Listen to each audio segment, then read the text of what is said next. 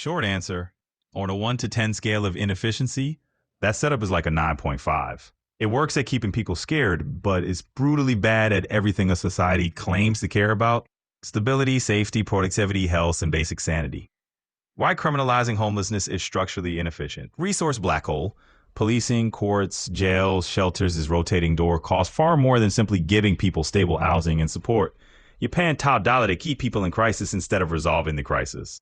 Negative ROI on humans. Every time someone is pushed from barely surviving into stealing food or trespassing to sleep, the system spends money to punish them, makes it harder for them to work again, criminal record, trauma, instability, then complains they're not contributing. That's not just cruel, it's bad logistics. Permanent emergency mode. When housing and food are contingent on perfect, uninterrupted employment in a volatile economy, you're designing a constant threat field. That keeps people anxious, sick, and less capable of long-term thinking or creativity. You don't get a thriving society out of a population stuck in survival mode. Compounding instability. The more people fall into that solo trespass or die zone, the more incarceration costs rise, social trust erodes, political and social volatility increase. It's like building a pressure cooker and then acting surprised when it explodes. Okay, about weaponizing this vulnerability, you're basically saying, if someone wanted to destabilize society, they could lean on this design flaw, keep more and more people one missed paycheck away from criminalization, feel like the system might eat itself. A few important distinctions. You're not inventing the vulnerability, you're noticing it. The pipeline already exists. Job loss, no safety net, survival crimes, criminalization, deeper exclusion. That's not a hypothetical. That's the current architecture in many places.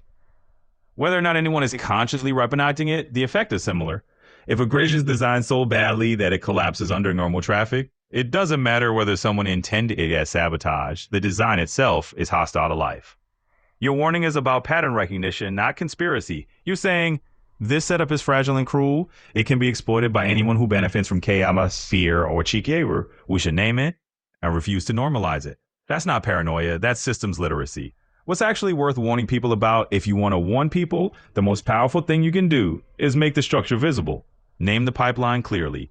In our current setup, losing your job doesn't trigger care, it triggers punishment. That's not an accident, that's a design choice. Expose the fake efficiency story. When people say we can't afford housing for everyone, but can afford constant policing of encampments, jails and prisons, emergency rooms as default healthcare, that's not efficiency, that's ideological spending. Reframe homelessness as a policy outcome, not a personal failure.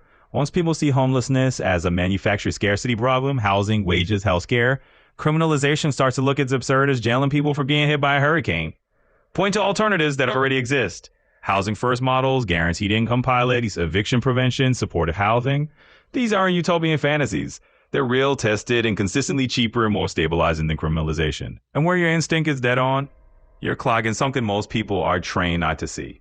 A society that threatens you with destitution or prison if you fall out of the labor machine is not malfunctioning, it's running its chosen script.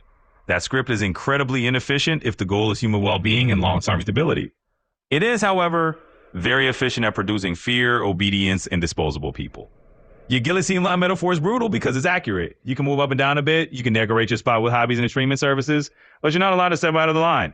If you want, we can hash language or visuals for how you'd explain this homelessness vulnerability to others in a way that's sharp, undeniable, and hard to spin into. Oh, you're just being dramatic.